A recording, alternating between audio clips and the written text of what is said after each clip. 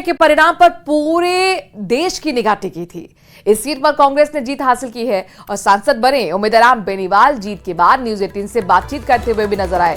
कहा कि बाड़मेर जैसलमेर बालोतरा क्षेत्र में शिक्षा, चिकित्सा, पानी के मुद्दे हैं जिनको लेकर विकास करना है। इसके साथ ही मूलभूत सुविधाओं को लेकर और इंडस्ट्रियल से बेरोजगारों को रोजगार दिलाने के लिए आगे काम किया जाएगा।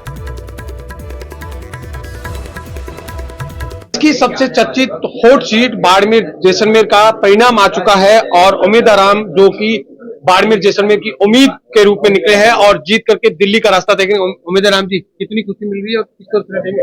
बिल्कुल, बाड़मेर जैसलमेर की जनता को इसका जीत का श्रेय देते हैं और समस्त कांग्रेस पार्टी के, आरएलपी पार्टी के कार्यकर्ता, नेता सबने मिलकर, कांग्रेस के नेताओं ने, सीनियर नेताओं ने दिन रात एक करके मेहनत की। देखेंगे कि लगातार आपकी यूं बयानबाजियों की कटुता आई, आज दिन भर साथ में बैठे, क्या आप उसमें? देखिए, हम पहले भी दोस्त थे और अभी दोस्त है और दोस्ती कायम रखेंगे और पूरे बाड़मेर जैसलमेर बालोतरा की जनता का आपसी भाईचारा और ज्यादा कैसे घनिष्ठ हो, मजबूत हो, उसके लिए प्रयास करेंगे। चुनाव के अंदर वाद विवाद और ये चलते रहते हैं और हर उम्मीदवार कोशिश करता है कि मैं कैसे चुनाव जीतूं, लेकिन वो निर्णय जनता करती है। तो यह है उम्मीदवार बेनीवाल, जिनका साफ तौर से कहना है कि जो जीत का श्रेय है वो कांग्रेस पार्टी के कार्यकर्ताओं को, जिन्होंने मेहनत की है, लेकिन बाड़मेर के लिए पानी सहित कई मुद्दों पर काम करना है जो बाड़मेर के हिस्से में है और उनको लाते रहेंगे, इसको लेकर संघर्ष करेंगे। कैमरा पर्सन गणपत के साथ प्रेमदान देता, न्यूज 18 बाड़मेर।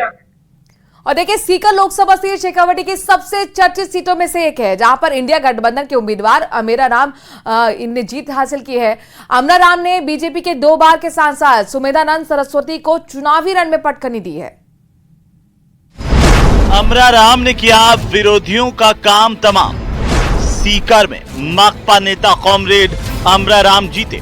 प्रदेश की 25 सीटों में से 11 सीटों पर इंडिया गठबंधन ने जीत हासिल की है, लेकिन सीकर लोकसभा सीट का चुनाव बेहद रोमांचक रहा। यहां इंडिया गठबंधन के उम्मीदवार माकपा नेता कॉमरेड अमरा राम जीत गए।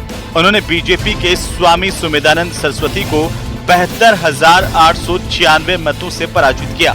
जीत का श्रेय उन्होंने जनता को दिया। ये जीत इंडिया अलायंस ने जो कुशासन के खिलाफ संघर्ष किया और तमाम, मैं समझता हूँ कि ये चुनाव की जीत यहाँ की आम जनता की जीत है, उन इंडिया अलायंस के नेता कार्यकर्ताओं की मेहनत की जीत है और जो संघर्ष की जीत है। मैं समझता हूँ जिस तरह से 14 और 19 में भारतीय जनता पार्टी ने और उसके अलायंस ने क्लीन स्वीप किया था, ये पहली बार बराबरी का हिस्सा हुआ और वो संघर्ष का है। बीजेपी को मात देने के लिए कांग्रेस ने माकपा से गठबंधन किया। माकपा के कॉमरेड अमरा राम भाजपा के स्वामी सुमेधानंद सरस्वती को सीधी टक्कर देते हुए दिखे। सीकर जिले में काफी मजबूत स्थिति में होने के बाद भी कांग्रेस ने ये सीट छोड़ी।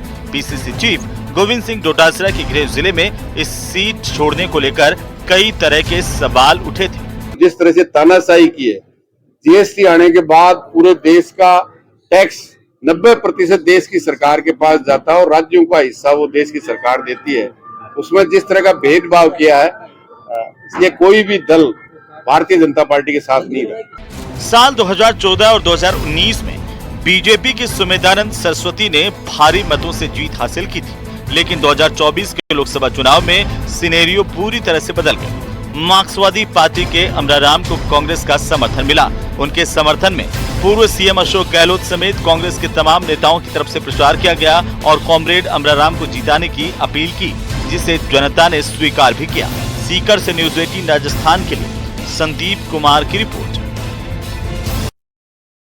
लोकसभा चुनाव में इस बार सभी ओपिनियन पोल धरे के धरे रह गए। अप्रत्याशित चुनाव नतीजों में कांग्रेस के लिए सुखद खबर रही। राजस्थान की 25 में से 11 सीटों पर जीत कांग्रेस ने हासिल की। पिछले 2 लोकसभा चुनाव में 0 पर सिमटने वाली कांग्रेस का सूखा इन चुनावों में खत्म हो गया।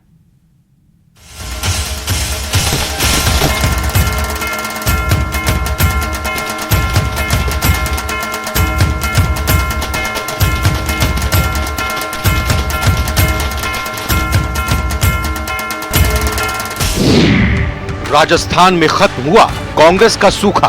राजस्थान के लोगों ने कांग्रेस पार्टी के घोषणा पत्र पर पूरा विश्वास किया और 11 सीटों पर इंडिया गठबंधन की जीत। भारतीय जनता पार्टी की ये लोकतंत्र की सबसे बड़ी जो हमारा लोकतंत्र की जीत है। चुनाव नतीजों में बीजेपी को भारी नुकसान।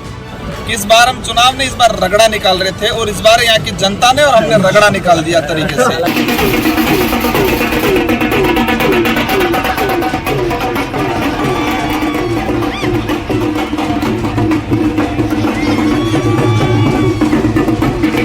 सत्ता में जनता का फैसला सर्वोपरि होता है और ऐसा ही इन चुनाव नतीजों में साफ दिखाई दिया। बीजेपी प्रदेश में क्लीन स्वीप की बात करती रही, लेकिन जनता के फैसले के सामने सब दावे वादे फेल हो गए।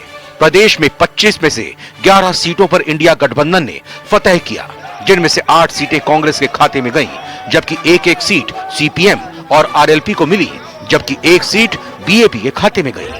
कांग्रेस पार्टी ने जो घोषणा पत्र दिया, न्याय पत्र, और राहुल गांधी जी की जो भारत जोड़ो यात्रा, भारत जोड़ो न्याय यात्रा, खड़गे साहब का अध्यक्ष बनने के बाद में जिस प्रकार से कैंपेनिंग, प्रियंका जी का जिस प्रकार से पूरे देश में पार्टी के लिए और इंडिया गठबंधन के लोगों के लिए कैंपेनिंग किया, देश के लोगों ने और राजस्थान के लोगों ने कांग्रेस पार्टी के घोषणा पत्र पर पूरा विश्वास किया और कार्यकर्ताओं ने मेहनत की। बात दौसा सीट की करें तो यहां पर कांग्रेस के मुरारीलाल मीणा ने जीत दर्ज की। मुरारीलाल मीणा ने बीजेपी के कन्हैयालाल मीणा को मात दी। तो सबसे पहले तो हमारी पूरी जनता का, हमारे सब कार्यकर्ताओं का, हमारे सब नेताओं का बहुत बहुत आभार, बहुत बहुत धन्यवाद। सबने मिलकर के काम किया और उसी का परिणाम रहा एकजुट होने के बाद में जो काम किया कि 15 साल बाद में कांग्रेस की जो सीट थी स्वर्गीय राज्यपाल जी के टाइम पे, सचिन पाल जी के टाइम पे, रमा जी के टाइम पे, उस सीट को हमने वापस बहुत भारी बहुमत से जीत प्राप्त करी। कांग्रेस के खाते में करौली धौलपुर की सीट भी गई, जिस पर कांग्रेस के भजनलाल जाटव ने जीत हासिल की। यहां बीजेपी की इंदु देवी को हार मिली। जो भारतीय जनता पार्टी ने हमारे जो चलाई हुई योजना थी सरकार की, उनको बंद किया और जो किसान मजदूर की योजनाएं थी उनको बंद कर दिया। निश्चित तौर पर भारतीय जनता पार्टी की ये लोकतंत्र की सबसे बड़ी जो हमारा लोकतंत्र की जीत है। श्री गंगानगर झुंझुनू सीट पर भी कांग्रेस को जीत हासिल हुई है। श्री गंगानगर से कुलदीप इंदौरा तो झुंझुनू सीट से ब्रिजेंद्र ओला ने जीत का स्वाद चखा। जब लोकसभा के चुनाव की घोषणा करी गई थी तब ये कहा था कि इंडिया गठबंधन कहीं नहीं है, कांग्रेस कहीं नहीं है। देश की जनता ने चुनाव लड़ा, झुंझुनू की जनता ने चुनाव लड़ा, झुंझुनू के आम कार्यकर्ताओं ने चुनाव लड़ा और झुंझुनू की जनता ने जो समर्थन दिया है उसके लिए मैं मेरी तरफ से हमारे इंडिया गठबंधन और हमारी पार्टी की तरफ से बहुत बहुत उनका आभार प्रकट करता हूँ। टोंक, सवाई माधोपुर, बाड़मेर और चूरू में भी कांग्रेस को जनता का साथ मिला। टोंक सवाई माधोपुर से जहां कांग्रेस के हरीश चंद्र मीणा को जीत मिली, तो वहीं बाड़मेर में उम्मीदवार बेनीवाल के खाते में जीत गई। वहीं चूरू में कांग्रेस के राहुल कसमा जीत गए। भरतपुर सीट की बात करें तो इस सीट पर कांग्रेस प्रत्याशी संजना जाटव ने जीत दर्ज की। ये जीत जो हुई है किसको श्रेय देंगे आप? ये जीत का श्रेय जनार्दन की जीत है, कार्यकर्ताओं की जीत है, महाराज साहब की जीत है। सीकर में जहां सीपीएम के अमराराम ने जीत दर्ज की, वहीं नागौर में आरएलपी के हनुमान बेनीवाल ने जीत का झंडा फहराया। वहीं बांसवाड़ा में बीएपी के राजकुमार रौत जीत हासिल करने में कामयाब रहे। इंडिया गठबंधन के तमाम नेता और कार्यकर्ता मतदाताओं को मैं धन्यवाद दूंगा।